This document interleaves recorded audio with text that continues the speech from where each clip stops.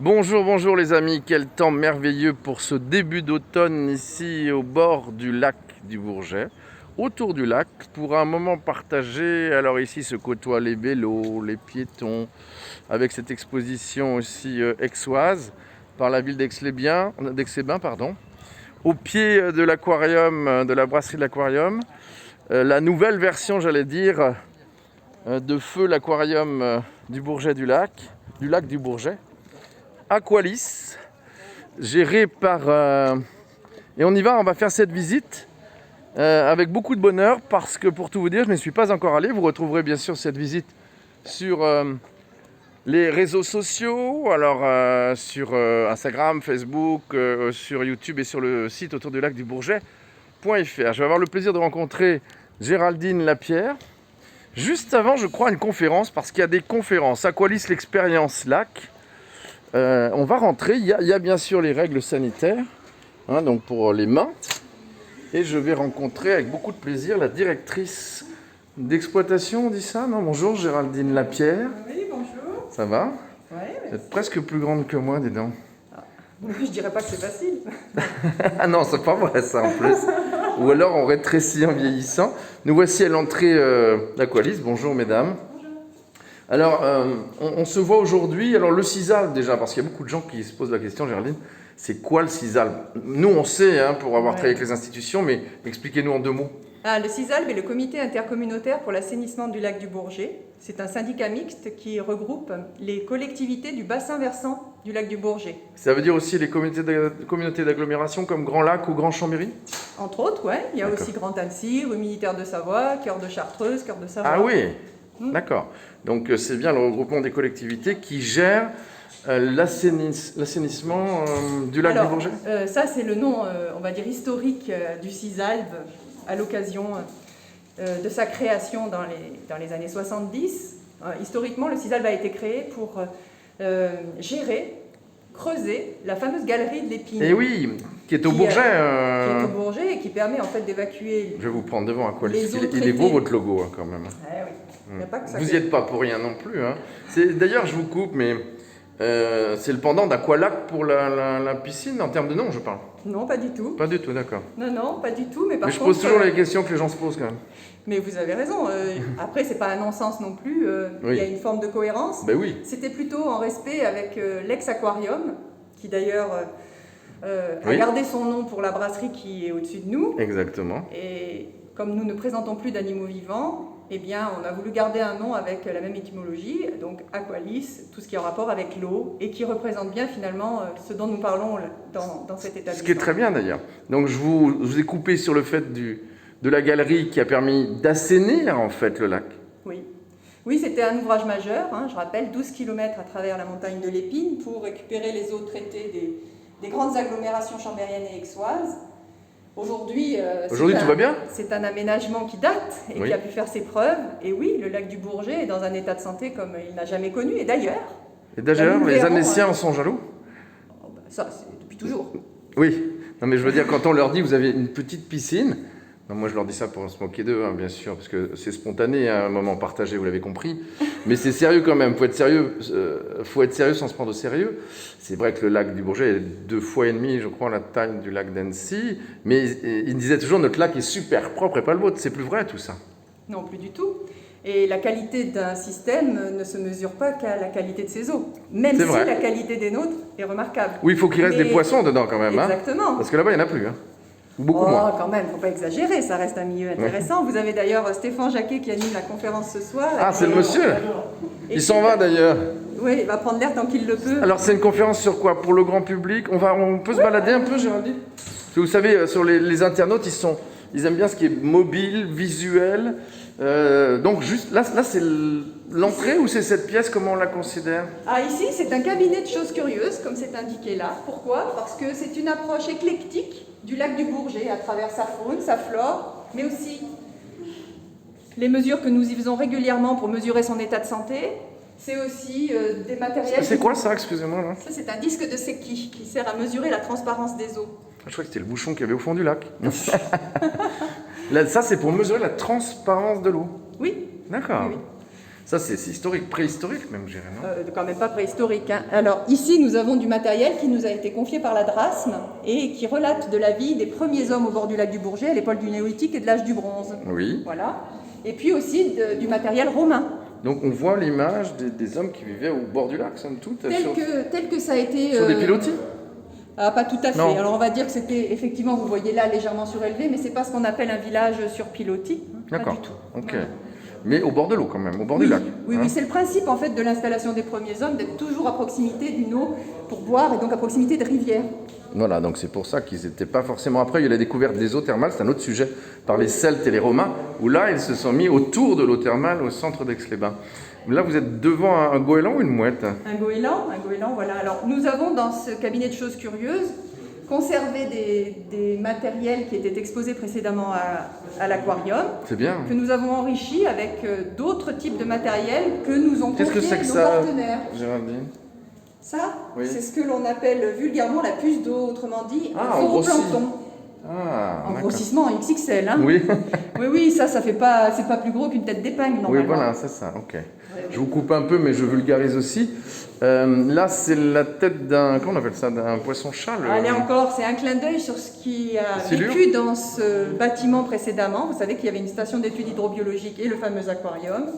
Et voici Marcel, Non. qui est le Silure. silure que vous avez sans doute connu aussi, qui a Oui, été oui, abrité des décennies à l'aquarium et qui est décédé de vieillesse. Et Oui, non, on parce l'a qu'on a dit conservé. qu'on l'avait tué, on a dit, il y a eu des mots sur le Ah, sujet. oui, les rumeurs. Oui, il y a toujours la théorie des rumeurs, de plus en plus maintenant. Géraldine, parlez quand même de la conférence, parce que alors, là, ce sont des animaux courants du lac, la Oui. poule d'eau, on dit, hein. Mais Et c'est la foulque. la foulque, voilà. Et la poule d'eau. Oui, Ah, c'est deux regardez choses, bien. deux choses différentes, d'accord. Moi, je croyais que c'était la même, vous voyez. Ben non, parce que justement, nous donnons les indications pour ne plus les confondre. Et on les confond par le bec, non? Probablement, non? Oui, entre La autres. couleur du bec? Tout à fait. Et puis Ok. après, il y a la dimension, mais on va dire que très facilement, c'est la couleur du bec. Dans quelques minutes va démarrer votre conférence. C'est des conférences grand public? En public. Sur quoi? Tout sujet relatif au lac du Bourget et son territoire, avec des conférenciers qui ont soit une expertise, des professionnels en quelque chose, soit une expérience, c'est-à-dire que ça peut aussi être des bénévoles, des amateurs, des gens qui sont simplement passionnés de leur territoire et qui ont quelque chose à transmettre à autrui. Donc D'accord. on a une diversité de thématiques de conférences pour enrichir l'offre et permettre à tout à chacun de cultiver sa connaissance du territoire pour encore mieux l'apprécier. Bon, ça c'est génial, mais c'est pour les adultes ou c'est aussi pour les enfants? Parce que vous savez aussi, dans la mémoire collective, je me rappelle, on en parle avec Dominique Dor, pour ne pas le citer, quand il était encore maire d'Aix-les-Bains, mais dans la mémoire collective de tous les gens du bassin, tous les élèves sont venus à l'aquarium, et notamment toucher les poissons, les carpes, hein, je crois, Entre autres. entre autres. Donc aujourd'hui, les écoles viennent, Ah, l'école oui. jusqu'au collège, jusqu'à quel âge? Ah bah jusqu'à Bac++, c'est-à-dire Ah. qu'on a une offre pédagogique qui traite de toutes les problématiques en charge du CISALB, à savoir l'eau et les milieux aquatiques du bassin versant du lac. Donc on va partir de la problématique de l'alimentation en eau, de la gestion de la ressource en eau, surtout avec le changement climatique, Oui. du partage de cette ressource, mais aussi du traitement des eaux usées, Attends, avec des c'est- visites de stations. Je vous couvre ces écrevisses. Oui, Hein, il y en a encore dans le lac, des écrevisses? Oui, hein, alors ça c'est une mouette. voilà, Donc la mouette est beaucoup plus petite que le goéland. entre autres, oui. Bon, le canard, le colvert, hein, non? Le plus commun de tous, oui. Oui. Alors, on avance en même temps. Et ça, c'est ce qu'on a vu, je vous ai coupé hein, quand vous parliez de ça. Ça concerne les élèves de primaire, les collégiens, les lycéens et même en fac. Parce Oui, que oui, vous bien traitez sûr. de choses... Ensuite, de tout ce qui est milieu aquatique, avec la biodiversité, mais aussi tout ce qui relève de la gestion des milieux aquatiques et notamment de la gestion du risque inondation, avec des visites de chantiers de rivières. C'est super ça, vraiment. hein. Alors on a aussi parlé, ça vous concerne peut-être moins, je ne sais pas ce qui s'occupe de la démoustification. C'est l'EID. Voilà, et ça, cette année, on dit qu'il n'y en a pas eu à cause de la crise sanitaire. Vous pouvez répondre, vous, Géraldine, à cette question? Non, je vous laisserai l'EID y répondre. Ah oui, c'est vrai, très bien. Là, c'est votre brochet favori, non? Ouais, ça en, c'est l'emblème XX d'Aqualis. en XXL. Parce que Oui. toutes les images qu'on a vues de com, moi qui suis un peu concerné, c'était lui hein, quand même. Oui, Et oui, c'est notre emblème, c'est ESOX. je trouve ESOX, génial, notre hein, projet, je trouve génial. hein. qui a été fait, je tiens à le souligner quand même, c'est-à-dire qu'on a eu un vrai souci de travailler avec des entreprises locales. Oui, Et vous avez là une entreprise de maquettistes qui est installée désormais à Vivier-du-Lac, enfin à Méry maintenant, pardon, Oui. c'est à la Savoie-Hexapole. oui. et qui, sur la base évidemment de toute une étude scénographique, a mis en œuvre, grâce à ses talents, les installations et une sculpture qui est magnifique, ex nihilo. Dont on a la tête, qui est un brochet mais XXL, on n'en a pas dans le lac de cette taille. Rassurez-vous, non. Des silures. L'autre jour, c'est ce que j'ai trouvé, ça m'a choqué sur les poubelles au bord de l'allée, qu'on appelle ça l'allée verte, de l'avenue verte, pour aller jusqu'au motel. Oui. Un silure qui était dans une poubelle. Petit, hein. Je trouve ça bizarre, je me suis dit, Parce que c'est une espèce qui menace l'écosystème. Donc à partir de là, certains prennent des initiatives. Mais... Ah ok, bon, ça c'était choquant un peu. Oui. Voilà, donc là c'est vraiment la pièce principale. Bravo en tout cas Géraldine pour ne l'avoir pas vue. Je vous interpelle. Hein. Vous voyez, pour ne l'avoir pas vue, je trouve ça magnifique. En tout cas, bravo, c'est une réussite. Là c'est pas la conférence là. Non. Là, je vous ouvre, je vous entrebâille les portes de cette salle d'expérience. Magnifique. Ici, on propose de découvrir le territoire, le lac, non pas à travers un film de naturel géographique, mais ni un film de promotion touristique, mais un film empreint d'émotion, de sensibilité, qui a été tourné spécifiquement pour Aqualis. La bande-son a été faite spécifiquement également, et tous les effets de scène aussi. C'est-à-dire que quand on rentre ici, on croit avoir simplement une vidéo, mais il y a bien plus. Il se passe des choses. Il se passe des choses. Un petit peu comme on trouve dans les grands parcs d'attractions. Mais avec toute l'humilité d'Aqualis. Voilà, et puis avec la nature surtout, mais on vit ce genre d'expérience. Et ça, franchement, bravo Géraldine, pour encore une fois n'être pas venue. Et je trouve que les gens, quand ils critiquent, c'est bien, mais quand c'est bien, il faut le dire aussi. Merci. Voilà, Merci. bravo vraiment, c'est important. Et bravo à ceux qui l'ont réalisé. Donc on continue la visite. Oui, pour aller jusqu'à la salle de conférence, il nous reste 1 minute 30. Oui. Hein, On y va. Mais ça va, on y est, on est pas mal. Je pense. Vous êtes une grande pro. Voilà, bien sûr, il y a quand même les toilettes. Tout ça est neuf, totalement neuf. Oui, une petite année de fonctionnement, avec une crise au milieu que tout le monde a connue. Oui, et des travaux où vous avez eu malgré tout quelques surprises, comme dans tous les travaux. Oui, les travaux qui ont été portés par Grand Lac. Hein, l'ensemble du bâtiment a été réhabilité par Grand Lac. En gros, ils l'ont complètement désossé, il ne restait plus que le dur. C'est vrai. Pour le respect de l'architecture, avec un vrai souci de maintenir cette architecture pétrio. Et Art déco. Art déco. Comme la plage, comme les anciens Exactement. thermes, comme les kiosques. d'Aix-les-Bains quand même. Hein. Absolument, les années 1930, qui était la fin de la grande ère thermale, mais pour autant, comme d'ailleurs le théâtre de verdure aussi. Exactement. Pétrio avait pris un gros marché, Aix. Alors ici, nous voilà devant un dispositif unique également qui va présenter le lac et son territoire. Vous avez appuyé dessus ? Oui. Ah, génial. Donc vraiment, au-delà des enfants, je conseille aux adultes de venir y passer un moment. C'est pour tout le monde. Tout le monde y trouve son compte en fait. Chacun à son niveau. Des sujets vont moins toucher les enfants et d'autres beaucoup plus. Au final, c'est la satisfaction globale que l'on recherche. Bonsoir.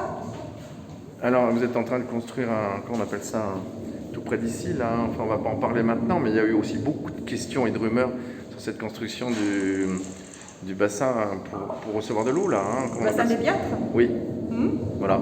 Oui, Là, il y a ça vous concerne alors. aussi, ça, Géraldine, ou c'est le CISALB, qui construit le bassin, ou c'est Grand Lac Grand Lac est le maître d'ouvrage de ce bassin, assisté du CISALB, dans ses compétences liées à la qualité des eaux. L'idée est récupérer l'eau ? L'idée est d'arriver à éviter des évacuations d'eau usée qui n'auraient pas pu être traitées à cause des grosses intempéries. Oui, c'est ça. Donc ça va permettre de stocker de l'eau qui n'a pas encore été traitée. Et de la traiter après. De la traiter avant de la rejeter. Donc c'est un bassin qui va retenir l'eau sale le temps que les grosses précipitations passent. Donc essentiel. Essentiel. Essentiel. C'est une stratégie qui a été déployée sur Grand Chambéry également. Exactement. Le lac du Bourget et ses profondeurs historiques, c'est très bien parce qu'il y a 140 mètres au plus profond, je crois, mais 80 de moyenne. Il reste à peine 1 minute, je suis navré Géraldine, parce que vous avez été parfaite. Et on arrive pas très loin. Voilà. Ah, génial, de la salle. Il y a du monde dedans, non? Bonjour, on vous dérange pas longtemps. Hein. Voilà, donc le conférencier. Oui, Stéphane Jacquet de l'INRAE. Enchanté, Stéphane. Messieurs, dames, bonjour. On ne va pas vous embêter longtemps. De quoi va-t-on traiter? Stéphane Jacquet va présenter le bilan de santé du lac du Bourget de l'année 2019. Le temps d'avoir traité toutes les informations, les données scientifiques. Oui, on ne peut pas avoir celle de 2020, évidemment. Celle de 2020. Donc, ce sera l'état de santé 2019. Et vous êtes... nous présenter chaque année, finalement. Et vous êtes à l'heure, hein, puisqu'il est pratiquement 18h. On vous laisse que moi aussi, je suis dans le timing. Messieurs, dames, bonne conférence. Stéphane, à vous aussi. Géraldine, merci de votre accueil, pardon madame. Juste un petit plan pour se dire au revoir. Hein, on n'est pas venu devant le lac, parce que je ne voudrais pas que vous soyez coupés sur le direct. Merci Géraldine de votre accueil. Ici à l'aquarium Aqualis en fait. Hein. À Aqualis. Tout le monde dit Aqualis. L'expérience lac. Le nom est rentré d'ailleurs, hein, l'expérience lac. Ça vient, oui. Et bravo pour cette réalisation et ravi d'avoir eu ce moment partagé ce moment. Venez découvrir Aqualis au petit port d'Aix-les-Bains. Merci à vous. Ouais, merci beaucoup Géraldine. À bientôt. Au revoir.